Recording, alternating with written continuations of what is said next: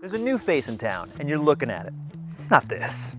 This. The Toyota Highlander XSE. It's the only way to rock a Highlander with a unique face and a red leather interior.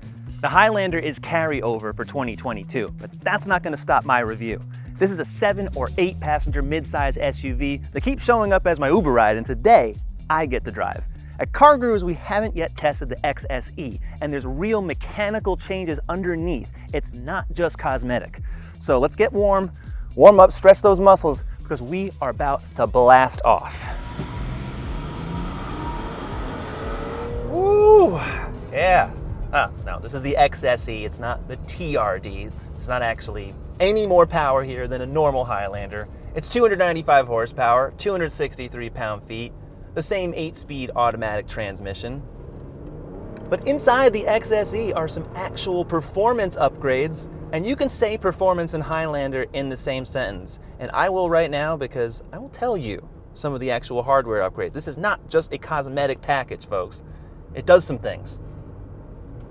The shock absorbers are different, so is the rear stabilizer bar, the coilover springs, even the steering. Yeah, they're all different. They're tuned to be more aggressive, firmer. I noticed the difference in the XSE because when I last drove a Highlander, V6 or the hybrid, I was not really in love with the body control. I thought it rolled a little too much for a brand new vehicle, especially all these bigger SUVs that feel more buttoned down. They feel more like cars. The Highlander didn't. So the suspension tune here, don't get me wrong, it's still not a sporty experience, but this is more of the default choice that I would prefer to have in any Highlander. There's just less slack with the controls in terms of the steering, in terms of the suspension. It's more direct. I like that. But don't get it wrong, this is still very comfortable. You're never going to feel like it's rough, because it shouldn't. This is a Toyota Highlander. It shares a lot of feeling, I think, with the Lexus RX for a lot less money. The ride quality on a Highlander is like a nice living room couch, and the XSE's ride quality is like a couch with some firmer cushions. That's the best way to describe it. It's 295 horsepower, 263 pound-feet, but it's got an 8-speed automatic transmission. And compared to some other Toyota models, 4Runner, 5-speed, this is the one that actually reacts well. And you have a sport mode, and it does what it says it does. It reacts. The gearing is just good. So you get mid-range acceleration off the line. This is a non-turbocharged engine. It's naturally aspirated. Toyota's been using it for a long time, but I think it's pretty refined. It gives you just enough snarl when you want it. Then it backs off and it never gets gritty or annoying. That is key. A special feature on the Highlander XSE. This is shared with the Limited and the Platinum. If you get any of those 3 trims, you get a special version of all-wheel drive that has dynamic torque vectoring. That will independently shift the torque from the left and right side of the rear axle to help tighten the cornering. You would think that maybe you shouldn't be doing things like that in a Highlander, but you can. Front-wheel drive is standard in a Highlander, but if you're buying an SUV, that's basically like having a shower without a curtain. I know they do things like that in Europe, but we don't do that here. We like SUVs with all-wheel drive. The estimated EPA fuel economy is actually pretty decent for a big vehicle like this. 20 city, 27 highway, 23 combined. That's for this all-wheel drive model. The front-wheel drive model gets a little bit better, but like I said before, you don't want it. This is an SUV. You want all that grip. If you get the Highlander hybrid, it has a 4-cylinder engine with 2 electric motors. That's fully electric all-wheel drive. It's pretty cool. I've driven that one. Check out that review. It was from 2020, but the vehicle has not changed. So check that one out if you want to see the differences in the performance. For fuel economy, you get 35 city, 35 highway, 35 combined on the hybrid LE. That is really impressive for a big 3-row vehicle. 35 miles to the gallon. You're not going to beat that in the segment. Towing capacity is also pretty good. The all-wheel drive V6 models get 5,000 pounds, and either front-wheel drive or all-wheel drive hybrids can do 3,500 pounds. This Highlander generation came out for 2020.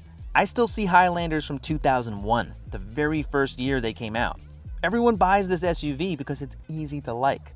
But I like to be seen, and I don't like seeing the same car twice. You'll recognize this Highlander from the front because below these headlights, which are the same, everything is different. This trapezoid grille is flipped, it has a new black texture on it, and you get all these thin horizontal lines that kind of emphasize strength and solidity. They're not actually air intakes and they don't actually make it stronger, but it's kind of this interesting depth effect going on here. You get a special silver valence, and then over here, that's actual air intakes that cuts through the fender to reduce the wheel turbulence. Pretty interesting look, and it's very unique to the XSE. No chrome. The XSE doesn't do that, it does black. Black window trim, black mirror caps, black roof rails, these black and silver 20-inch wheels. Check out the back. The rear bumper is also different. You don't want to get into an accident with an XSE because that means you have to find this bumper. This one. It's cooler looking though, so try to be good with it. There's parking sensors on here. That nice silver valence that kind of arches up, it mirrors the front bumper, which is also unique. And check this out. Dual exhaust tips. They are showing, they're not hidden. That's a really big deal. Only on the XSE. Cargo space is good. It's 16 cubic feet where I'm seated right now. If I fold this seat down, it's 48. Fold everything down, it's 84.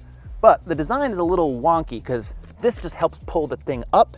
There's no pull tab here or even a pull strap to get this down. And they gotta, there we go. Finally it's down. And you notice something. That's red and the third row is black. For 47 grand, I think they could all be red. People in the first two rows pretend this is a Supra. I really like this red. It's a bit garish and it wakes you up. Stop being boring. That's what it's telling you.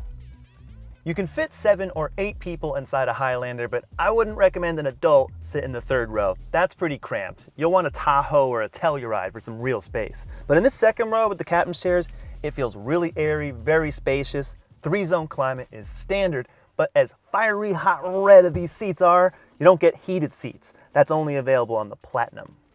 The quality is good. The materials, the fit, the finish, the buttons, just the way everything looks. It may not be the most fancy interior or the most luxurious, but you're getting good construction. And it's also really functional. Like these 2 trays here. You can put your phone in here, there's cable routing, but this really should be a wireless charging pad because instead, you gotta put your phone here, which might seem like it's a good idea until you have to then get all your stuff out of the way. This thing just kind of blocks everything. That's really the only demerit. The XSE comes only with the 8-inch touchscreen. Now watch our 2021 review to see the 12-inch, but it's actually not any better because this is really old software. Even though the 12-inch goes all the way around this bezel, well, the maps are exactly the same size as this 8-inch. So you're actually getting a good deal if you just stick with this. This, as it stands though, it's pretty low resolution, it's kind of crude, but it actually is quick. It's easy to actually navigate, so that part is good, but this is an older operating system that Toyota is replacing on its vehicles, including Lexus. It's coming to the Highlander, it's just not here yet. The display in the instrument panel is really useful. There's a lot of information and it's easy to read, like all the safety systems that are on board.